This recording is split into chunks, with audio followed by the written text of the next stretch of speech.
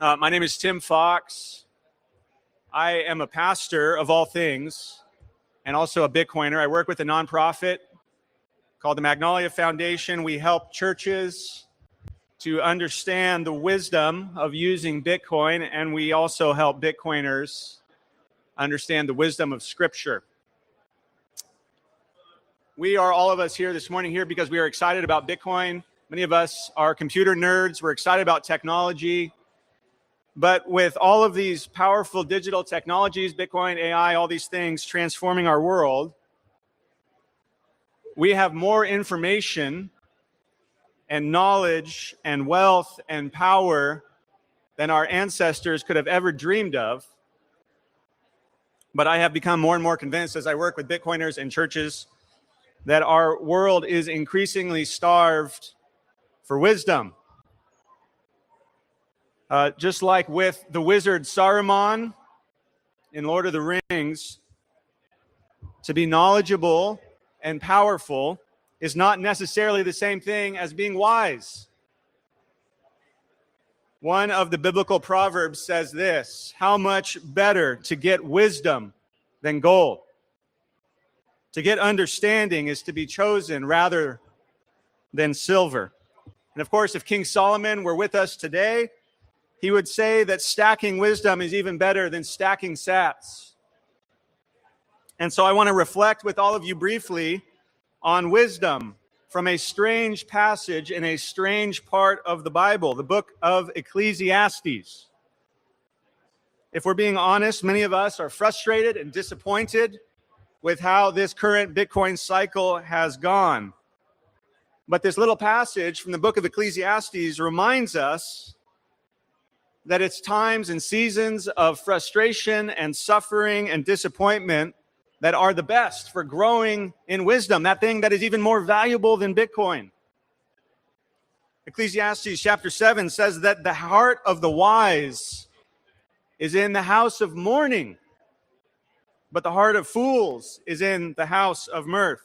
In our terms, we would say that the heart of the wise is in the bear market. The heart of fools is in the bull market. It's a splash of cold water in the face of a world that tells us to always be positive, to always look on the bright side, that all discomfort is to be avoided, or that all suffering is a technical problem that can be solved with better tools and tricks and methods. But as Jonathan Haidt points out in his excellent book, The Coddling of the American Mind, he reminds us that one of the great lies of the modern world, contrary to the wisdom of the world's greatest philosophies and religions, one of the great lies that we face today is that what does not kill you will only make you weaker, that all suffering must be avoided at all costs. But many of us know that in reality, suffering and loss, they're not good things. We don't have to pretend like they're pleasant things, but they are often the greatest opportunities for us to grow in wisdom and insight. And so one of my questions for you today is whether you are wasting this opportunity of the bear market, not just to get cheaper sats, but to actually grow in wisdom. Like the other biblical texts on wisdom, Ecclesiastes argues that we become more wise by embracing our creatureliness. Wisdom is a function of embracing our creatureliness. I realize that not everybody here is a Christian or necessarily even religious, but here are three aspects of creatureliness, of being a creature, that I would like to highlight for you to help you grow in wisdom in what is for many of us a house of mourning. The first thing is that to be a creature means that we have limits. Second, to be a creature means that we are in relationship. And third, to be a creature means that we have a creator. So first, we need to gain wisdom in this bear market by embracing our limits. Now, part of that means accepting and embracing even that you don't and can't know and do everything, that you can't be God. And that is something that is easy to forget when you are working with something as wonderful and as powerful as Bitcoin. But more starkly, in the broader context of this strange little passage about the house of mourning and the house of feasting, the author of Ecclesiastes highlights the darkest and the hardest limit, your death. He says that it's better to go to a funeral than to a party, because at the end of the day, that's where all of us are headed. Much of the book of Ecclesiastes deals with wisely handling wealth in light of the fact that all of us will die and that we cannot ultimately control what will happen to our money afterward.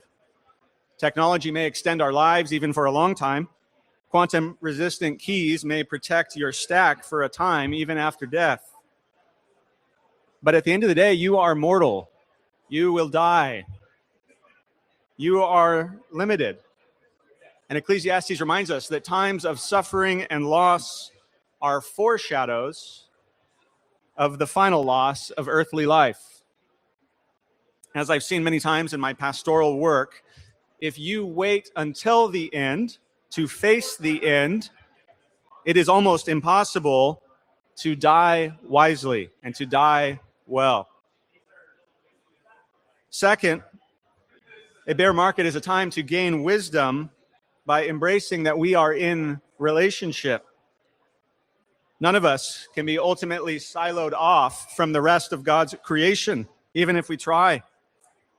To be a creature means that you are in relationship with other creatures. God created humanity as a family. We are related to one another, and we share many things in common in relationship with rocks and plants and animals and angels. But most importantly, we need to be fostering healthy relationships with other people. BitBlockBoom started because we were outsiders and we needed a place that felt like home. Stockyards were always a place for people who didn't fit in. Let's go take a look at the cow town. Put on your hat. Let's go. Stockyards weren't just a cattle town. It was a place for cattlemen, traders, outlaws, and gamblers, people that were building something new. And that sounded familiar. Butch Cassidy and the Sundance Kid were known to spend time here, and Bonnie and Clyde stayed right here in the Stockyard Hotel. Hotels were great, but they're too normal, and Bitcoin is anything but normal. So we moved BitBlockBoom to a place with some edge and some history. They still run Longhorn Steer down this street every day, just like they did 100 years ago. And BitBlockBoom, well, it's just a few steps away. This is Mule Alley. This is where relationships are made. Bars, restaurants, rodeos, hangouts. Mule Alley is the place to come when the BitBlockBoom day is done. BitBlockBoom was built for people who didn't have a home, and the same thing applies to the Stockyards. Seems like we finally found a home. See you at the Stockyards.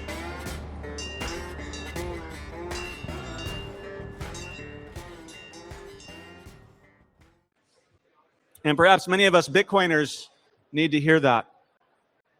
Scripture treats money and wealth as good things, as blessings from God, but especially in Ecclesiastes and in the teachings of Jesus, Scripture warns of the ways that mishandling wealth can isolate you from other people and from their needs, but how it also can separate you and isolate you from other people's wisdom and insight.